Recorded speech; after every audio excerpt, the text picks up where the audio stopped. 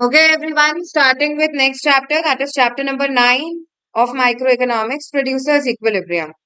Producers equilibrium, very important chapter from your exam point of view. 6 marks तक का question बन सकता है of your exam. Producers equilibrium normally मतलब अगर क्वेश्चन आता है it will come for 4 to 6 marks. और इम्पोर्टेंट इसलिए हो जाता है क्योंकि ये क्वेश्चन एक ही पेज का चैप्टर है और अगर वो ही क्वेश्चन आ जाता है मतलब एक पेज में you are getting that 4 to 6 marks. तो एग्जाम से पहले should not be left.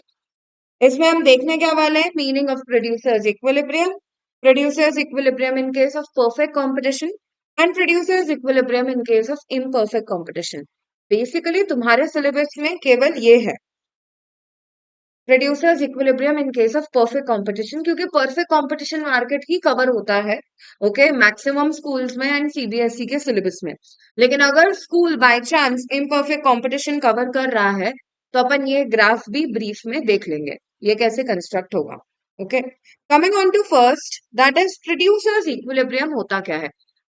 Consumer अपने इक्विलिब्रियम पर इकोनॉमिक्स में तब जाता है जब वो अपना सेटिस्फैक्शन क्या कर पाता है, मैक्सिमाइज कर पाता है. एक प्रोड्यूसर अपनी इक्विलिब्रियम पर कब जाएगा जब वो क्या मैक्सिमाइज कर पाएगा, profit. As a producer you want maximum profit.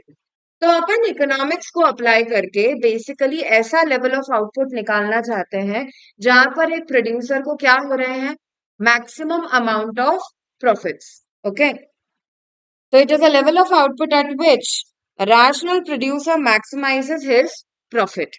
और इसकी दो कंडीशंस है यार. There are two conditions that need to be satisfied to achieve equilibrium. Equilibrium कब आता है, वो दो कंडीशंस तुम्हें दे के रखी हैं. पहली कंडीशन है जब एमआर एमसी के बराबर हो जाता है, marginal revenue becomes equal to what, marginal cost. और दूसरा, after becoming equal marginal cost must be rising.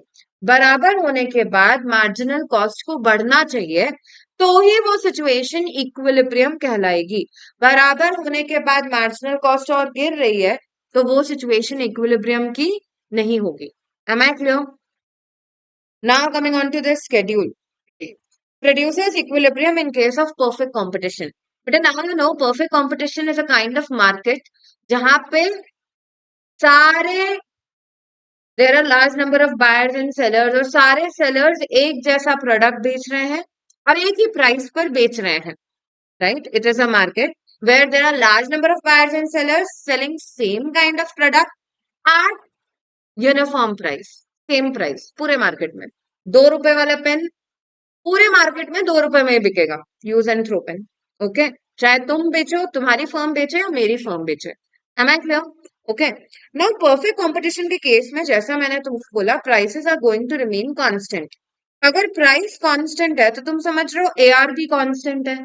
और अगर ए आर कांस्टेंट है तो A R is equal to M R. Right, तो तुम्हारा ए आर कर्व और एम आर कर्व कैसा बनना चाहिए, इट शुड बी हॉरिजॉन्टल. और मार्जिनल कॉस्ट कर्व कैसा बनता है, वो तो यूनिवर्सल चीज है. मार्जिनल कॉस्ट हमेशा ही कैसे बनता है, it will be U shaped graph. ये हमने कॉस्ट कॉन्सेप्ट में देख लिया है. ठीक है, now keeping in view this, तुम मुझे बताओ यहाँ पे अपने को दो पॉइंट्स मिले हैं, पॉइंट ए और ये दूसरा पॉइंट है पॉइंट ई. हमारा इक्विलिब्रियम कौन से पॉइंट पे अचीव होगा, दोनों पे एमआरएमसी बराबर है लेकिन पॉइंट ए पे बराबर होने के बाद मार्जिनल कॉस्ट गिर रही है और मार्जिनल रेवेन्यू मार्जिनल कॉस्ट के ऊपर है. तो बेटा दूसरी कंडीशन यहाँ पे सेटिस्फाई नहीं हो रही. लेकिन पॉइंट ई पे if you will see, point E is the point जहाँ पे एमआरएमसी बराबर हो गए हैं और बराबर होने के बाद मार्जिनल कॉस्ट ऊपर है और मार्जिनल रेवेन्यू इसके नीचे है. This is going to be the point of equilibrium. यहाँ पे एक रैशनल प्रोड्यूसर मैक्सिमाइज करेगा अपना प्रॉफिट. ये मतलब एक रैशनल प्रोड्यूसर का यहाँ पे अपना प्रोडक्शन रोक देना चाहिए. इससे ज्यादा प्रोडक्शन करने जाएगा तो बात समझ लो लॉस बढ़ेगा उसका.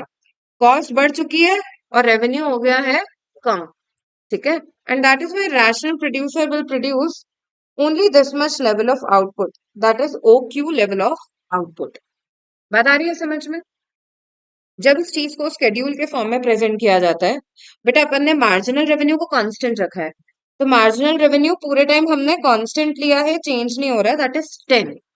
मार्जिनल कॉस्ट का बिहेवियर एनालाइज करो, it is a U shaped graph. तो मार्जिनल कॉस्ट जब भी तुम एग्जाम्पल में लोगे, एक क्वेश्चन कैसे आ सकता है, explain producers equilibrium with the help of schedule and graph. 4 से 6 मार्क में ये क्वेश्चन आता है। तो तुमको मीनिंग देना है, दोनों कंडीशंस देनी है, then you have to give schedule, और उसके बाद तुमको देना है ग्राफ। ठीक है, and that is the way you will get 4 to 6 marks. अब मार्जिनल कॉस्ट का स्केड्यूल जब बनाओ ना बेटा, तो पहले मार्जिनल कॉस्ट को हमने गिराया है 3 यूनिट तक, और उसके बाद मार्जिनल कॉस्ट को बढ़ा दिया है। दोनों कंडीशन को ध्यान में रखते हुए देखो, एमआरएमसी सेकंड यूनिट पे भी बराबर है और एमआरएमसी फिफ्थ यूनिट पे भी बराबर है। सेकंड यूनिट पर इक्विलिब्रियम आ रहा है या फिफ्थ पे? बराबर होने के बाद मार्जिनल कॉस्ट यहाँ पे कम हो रही है थर्ड यूनिट पे, और फिफ्थ यूनिट के बाद देखो मार्जिनल कॉस्ट बढ़ रही है, and that is why equilibrium हमारा फिफ्थ यूनिट पे अचीव होना चाहिए। अब तुमने फिफ्थ यूनिट सोच तो लिया है, अब इसको प्रूव करेंगे। प्रूव कैसे करेंगे? एक्चुअल में टोटल प्रॉफिट निकाल के देख लेते हैं। पहले निकालेंगे टोटल रेवेन्यू। टोटल रेवेन्यू मतलब एमआर को ऐड करते जाओगे तो टीआर मिल जाएगा। 10, 10 + 10 20, +10 30, +10 40, +10 50, +10 60। और टोटल कॉस्ट निकालनी है तो मार्जिनल कॉस्ट को ऐड करते जाते हैं। 12, 12 + 10 22, +6 28, +7 35, +10 45, +14 59। बेटा प्रॉफिट निकालना है तो फॉर्मूला क्या लगेगा? Total revenue minus total cost. 10 - 12 -2, 20 - 22 -2, 30 - 28 2, 40 - 35 5, 50 - 45 5, and 60 - 59 1। जैसा हमने सोचा था वही रिजल्ट निकला है। बेटा यहाँ तो प्रॉफिट ही नेगेटिव में जा रहा है, लेकिन इस वाले लेवल पे you can see this is the situation of maximum profit and hence proved. Clear है? अब बेटा इम्परफेक्ट कंपटीशन का भी एक स्केड्यूल देख लेते हैं। आई नो मैक्सिमम स्कूल्स में it's not a part of syllabus, but then to understanding के लिए देख सकते हैं। Imperfect competition is a market जहां पे प्राइसेस कांस्टेंट नहीं रहती। प्राइस कांस्टेंट नहीं रहती का क्या मतलब है? प्राइस आउटपुट के साथ कम होती जाएगी। जैसे जैसे आप क्वांटिटी बढ़ाओगे, आपको प्राइस गिरानी पड़ेगी। आप चाहते हो ना आपकी ज्यादा यूनिट्स बिके मार्केट में, तो आपको प्राइस गिरानी पड़ेगी, तो ही कस्टमर डिमांड बढ़ा पाएगा।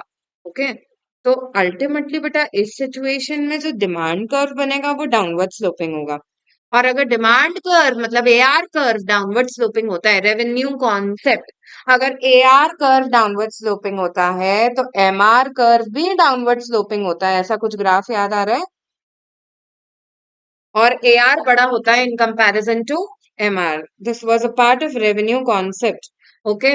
Marginal cost curve जैसा होता है वैसा ही है. That is a U-shaped graph.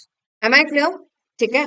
अब बेटा स्केड्यूल में देखो, स्केड्यूल में यू कैन सी हियर अपन ने MR क्योंकि डाउनवर्ड स्लोपिंग माना है, तो अपन धीरे धीरे MR को कम करते जाएंगे। ठीक है, जितना ज्यादा तुम आउटपुट खरीदोगे तुमको सेलर डिस्काउंट देते जाएगा। बेसिकली दैट इज द फंडा। तो यहाँ पे अपन ने एमआर कम कर दिया 10,98765। Marginal cost curve U shaped बनता है, तो पहले तुमने मार्जिनल कॉस्ट को घटाया है और उसके बाद फोर्थ यूनिट के बाद मार्जिनल कॉस्ट को बढ़ाना शुरू कर दिया है। ठीक है, अब वही सेम फिलोसफी, टोटल रेवेन्यू निकालते हैं। 10 प्लस, पहला तो 10 है, 10 + 9 is 19, +8 27, +7 34, +6 40, +5 45। Total cost is summation of marginal cost, पहले वाले लेवल पे 11 + 9 20, +6 26, +4 30, +6 36, एंड +8 44। प्रूफ कर लेते हैं। टोटल प्रॉफिट निकालना है तो टीआर माइनस टीसी करना पड़ेगा। TR minus TC 10 - 11 -1, 19 - 20 -1, 27 - 26, 34 - 30, 40 - 36, 45 - 44। बेटा इक्विलिब्रियम फिर से फिफ्थ यूनिट पे आ रहा है, जहां पे एमआर और एमसी बराबर है, और बराबर होने के बाद क्या हो रहा है? मार्जिनल कॉस्ट बढ़ रही है। Hence proved वही सेम कंडीशन अप्लाई होती है for producers equilibrium. If you'll see second unit बेटा एमआरएमसी बराबर है बट बराबर होने के बाद मार्जिनल कॉस्ट गिर रही है. तो this is not the situation of equilibrium.